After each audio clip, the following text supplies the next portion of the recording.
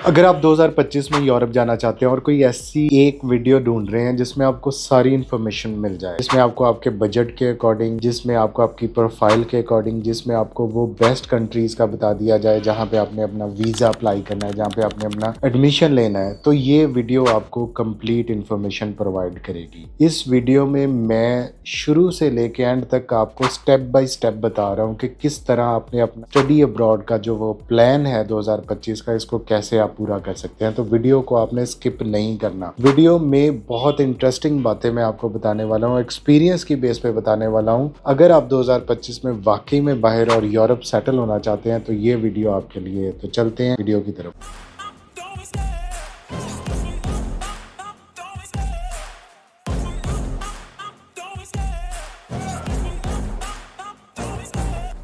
जी हाँ, सबसे पहली चीज़ कि यूरोप को आपने क्यों सिलेक्ट करना है। अगर आपके पास किसी बिग इंग्लिश स्पीकिंग कंट्री जैसे USA, Canada, New Zealand, Australia, UK का बजट नहीं है, जो तकरीबन 4 to 5 मिलियन रुपीस के राउंड अबाउट आ जाता है, तो आपके पास जो बेस्ट ऑप्शन बचती है वो यूरोप की ऑप्शन है। यूरोप एक मल्टी कल्चरल आपको एनवायरनमेंट मिलता है। 32 कंट्रीज के अंदर आप जो है वो ट्रैवल कर सकते हैं। आपके ऊपर आधी से ज्यादा दुनिया जो है वो ओपन हो जाती है। की रिक्वायरमेंट कम है। आपको इंटरनेशनल यूनिवर्सिटीज की डिग्री मिलती है। डिग्री हासिल करने के बाद आप कहीं भी वर्ल्ड वाइड उस डिग्री की बेस पे अपनी बहुत अच्छी जॉब ले सकते हैं, अपना बिजनेस स्टार्ट कर सकते हैं। तो यूरोप से अच्छी ऑप्शन आपको नहीं मिलेगी। स्पेसिफिकली लो बजट की तरफ चाहते हैं और एक वर्ल्ड क्लास एजुकेशन जो है वो आप हासिल करना चाहते हैं। देखें तो दुनिया में सबसे ज्यादा जो टॉप की एजुकेशन है वो यूएसए की है, उसके बाद यूके है, उसके बाद जर्मनी का रैंक आता है, फिर ऑस्ट्रेलिया का रैंक है, फिर फ्रांस का रैंक है। तो यूरोप के बहुत सारे कंट्रीज आपको एक वर्ल्ड क्लास एजुकेशन बहुत लो प्राइस में प्रोवाइड करते हैं। तो अगर आपका कहीं और का माइंड बन रहा है और आप यूरोप को कंसिडर नहीं कर रहे, तो ये आप एक मिस्टेक कर रहे हैं। आपको हमेशा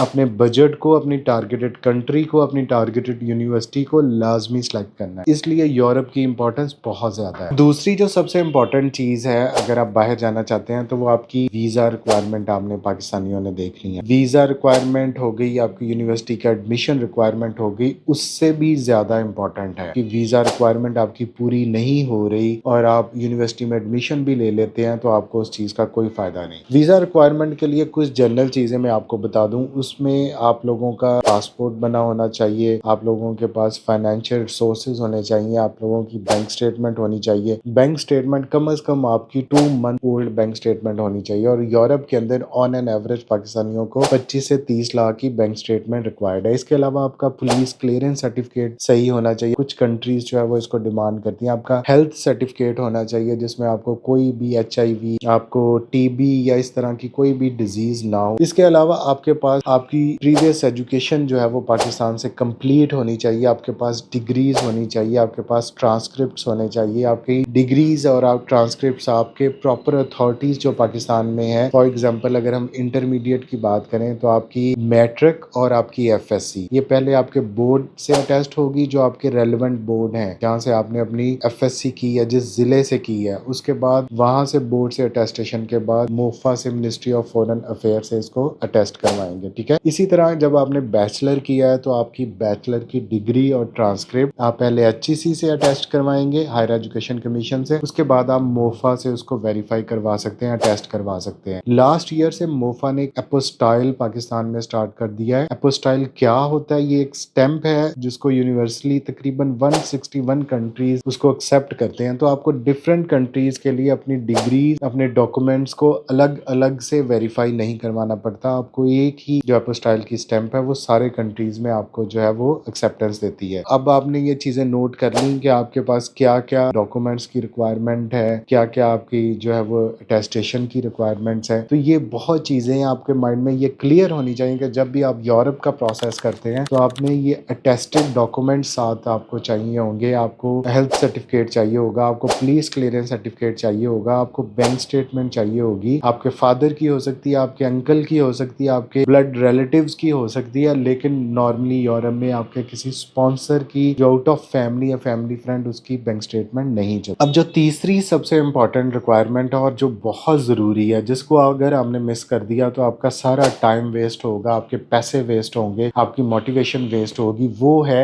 राइट कंट्री और राइट यूनिवर्सिटी को चूज करना। ये सबसे इंपॉर्टेंट है। सबसे पहला फैक्टर राइट कंट्री का इंतखाब है। देखिए, पाकिस्तानियों का पासपोर्ट दुनिया में वर्स्ट पासपोर्ट की लिस्ट में आता है। आपको हार्डली 20 to 25 कंट्रीज आप विदाउट वीजा ट्रैवल कर सकते हैं। ठीक है, जब आप बाहर जाते हैं तो आपको पाकिस्तानियों को नेशनल वीजा रिक्वायर्ड होता है, स्टडी वीजा रिक्वायर्ड होता है, क्योंकि ये विजिट वीजा से ज्यादा ड्यूरेशन का आपको वीजा रिक्वायर्ड होता है। तो यूरोप के अंदर पाकिस्तानियों को इस चीज का बहुत ज्यादा ख्याल रखना चाहिए कि आपने कौन सा कंट्री सेलेक्ट कर लिया है। अगर आपने गलती से ऐसे कंट्री को सिलेक्ट कर लिया जिसकी अपॉइंटमेंट ही नहीं मिलती, जिसकी वीजा अपॉइंटमेंट आप एम्बेसी के अंदर जा ही नहीं सकते, आप रिप्रेजेंट ही नहीं कर सकते, तो उस कंट्री का कोई फायदा नहीं है। फॉर एग्जाम्पल, पाकिस्तान में सबसे जो बुरे हालात हैं वो इटली की वीजा अपॉइंटमेंट के हैं। पाकिस्तान में जो बुरे हालात थे वो जर्मनी की वीजा अपॉइंटमेंट के हैं। पाकिस्तान में जो बुरे हालात हैं वो ग्रीस की वीजा अपॉइंटमेंट है, पुर्तगाल की वीजा अपॉइंटमेंट के प्रॉब्लम्स हैं। तो आपने इन कंट्रीज को बिल्कुल भी सिलेक्ट नहीं करना। ये बात याद रखें कि जिस कंट्री की एम्बेसी पाकिस्तान के अंदर है उसमें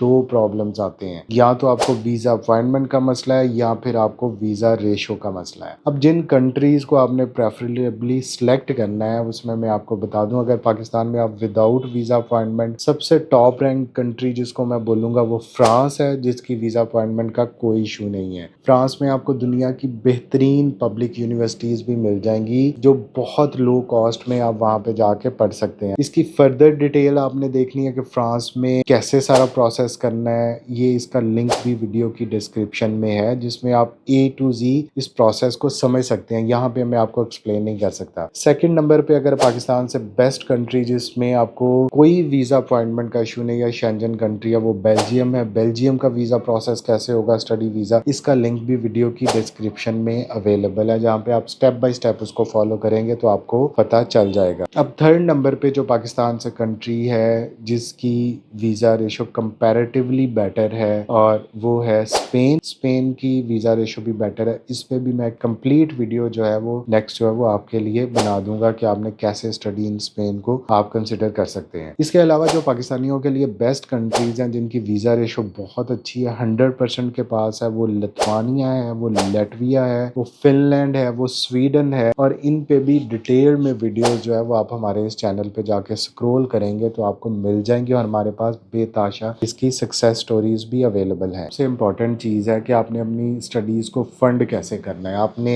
कोई ऐसा कंट्री तो नहीं सिलेक्ट कर लिया जिसकी ट्यूशन फीस बहुत ज्यादा है, जहाँ पे आप बहुत ज्यादा आपको एक्सपेंस आ जाएंगे। फॉर एग्जाम्पल, अगर हम बात करें एक्सपेंसिव कंट्रीज की तो इसमें आपकी जो है वो डेनमार्क है, नॉर्वे है, नेदरलैंड है, इनकी फी रेंज आपकी काफी ज्यादा है। ठीक है, इसके बाद अगर आप कंपैरेटिवली आप इससे लोअर फी रेंज में देखें तो आपको बेल्जियम मिल जाएगा, फ्रांस मिल जाएगा। और अगर आप चीपर साइड पे जाते हैं, लो फीस की तरफ जाते हैं, तो आपको लैटविया है, लिथुआनिया है, रोमानिया है, फिनलैंड और स्वीडन भी कंपैरेटिवली मिड रेंज या हाई रेंज फी की तरफ जाते हैं। तो आपने अपने बजट को देखना है, आपने उस यूनिवर्सिटी को देखना है कि मैं किस बजट में फॉल कर रहा हूँ, मेरा क्या फ्यूचर प्लान्स हैं। तो इसके अलावा स्कॉलरशिप अपॉर्चुनिटीज भी आप दे सकते हैं। वो यूरोप में बेतहाशा स्कॉलरशिप अपॉर्चुनिटीज आती हैं, उसमें आप एरास्मस पे अप्लाई कर सकते हैं, उसमें आप कंट्री वाइज स्कॉलरशिप पे अप्लाई कर सकते हैं। फॉर एग्जांपल, फिनलैंड में आपको यूनिवर्सिटीज जो है वो इवन 100% तक भी आपको स्कॉलरशिप देती थी। इसके अलावा फ्रांस की तो उसमें फ्रेंच एक्सीलेंस स्कॉलरशिप है, आईफल टावर स्कॉलरशिप है, जर्मनी की बात करें उसमें डार्ट स्कॉलरशिप है, स्वीडन बेल्जियम की बात करें मास्टरमाइंड स्कॉलरशिप है। तो आपको बेतहाशा ऐसी अपॉर्चुनिटीज मिल जाएंगी जब आप इसकी तरफ फर्दर नेविगेट करेंगे। आप अपना एडमिशन सिक्योर करने के बाद नेक्स्ट स्टेप पे जो है वो आप अपने फाइनेंसेस को देख सकते हैं। उसके बाद आप उस यूनिवर्सिटी को टारगेट करेंगे, उस कंट्री को टारगेट करेंगे। तो ये सबसे इम्पोर्टेंट है। अब जो लास्ट में आप लोगों ने चीज कंसिडर करनी है वो है कि आफ्टर डिग्री आपके लिए क्या अपॉर्चुनिटीज हैं। आपने कोई ऐसा कंट्री तो नहीं सिलेक्ट कर लिया कि जिसमें आपको बाद में अपॉर्चुनिटीज बहुत कम है या पाकिस्तानी कम्युनिटी बहुत कम है। यूरोप का सबसे बड़ा फायदा ये है कि आप फ्रीली ट्रैवल कर सकते हैं 32 कंट्रीज में, जहाँ पे आपको काम पसंद आता है, जहाँ पे आपको काम मिलता है, वहाँ पे आपको वेज रेट पसंद आता है, कम्युनिटी पसंद आती है, वहाँ पे जाके आप सेटल हो सकते हैं। फॉर एग्जाम्पल, अगर हम क्रोशिया की बात कर लें, ये भी यूरोप के अंदर है, माल्टा की बात कर लें, ये भी यूरोप के अंदर है, रोमानिया भी यूरोप के अंदर आ गया है, लेकिन वहाँ पे आपको वेज रेट जो है वो काफ़ी कम मिलेगा और आपकी इनकम इतनी ज़्यादा नहीं होगी। अगर वहाँ पे इनकम कम है तो वहाँ पे डेफिनेटली आपकी लिविंग रिक्वायरमेंट भी कम है, आपको सस्ते हैं ये मुल्क। और इसके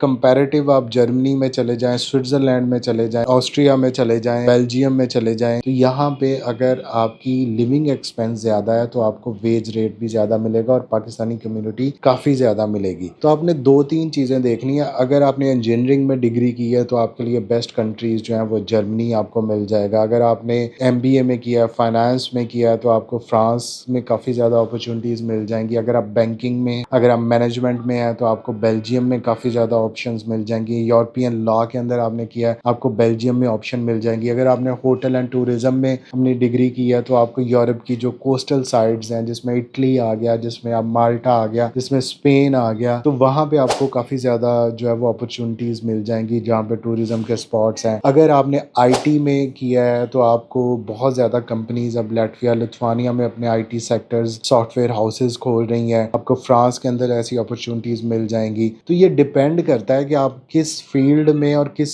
यूनिवर्सिटी से अपनी डिग्री कर रहे हैं और उसका बाद में अल्टीमेट आपको क्या फ़ायदा होगा। इसके अलावा आप यहाँ से यूएसए ट्रैवल कर सकते हैं, ऑस्ट्रेलिया ट्रैवल कर सकते हैं। तो ये वो स्टेप्स थे जिसको आपने 1 बाय 1 फॉलो करना है, जिसको अपने माइंड में रखना है, जिसके बाद आपका बेस्ट जो है वो 2025 में आप स्टडी अब्रॉड कर सकते हैं। जिसमें फर्स्ट स्टेप था क्या फ़ायदा है यूरोप में जाने का, दूसरा वीज़ा रिक्वायरमेंट्स क्या हैं और यूनिवर्सिटी की रिक्वायरमेंट्स क्या हैं पाकिस्तानियों के लिए, थर्ड पे आपकी राइट कंट्री को चूज़ करना कि कौन सा कंट्री बेस्ट है और कहाँ पे आपको कोई प्रॉब्लम्स नहीं आएंगी, चौथे नंबर पे आपको अपने फंड कितने, आपको बजट कितना रिक्वायर्ड है, और पांचवें पे डिग्री करने के बाद आपको क्या फ़ायदा है। ये सारे पॉइंट्स जो हैं वो इस वीडियो में मैंने कंप्लीट डिटेल में कवर कर दी हैं। वीडियो को आपने बिल्कुल भी स्किप नहीं करना, वो बहुत सारी चीज़ें क्लियर हो जाएंगी। Thank you so much.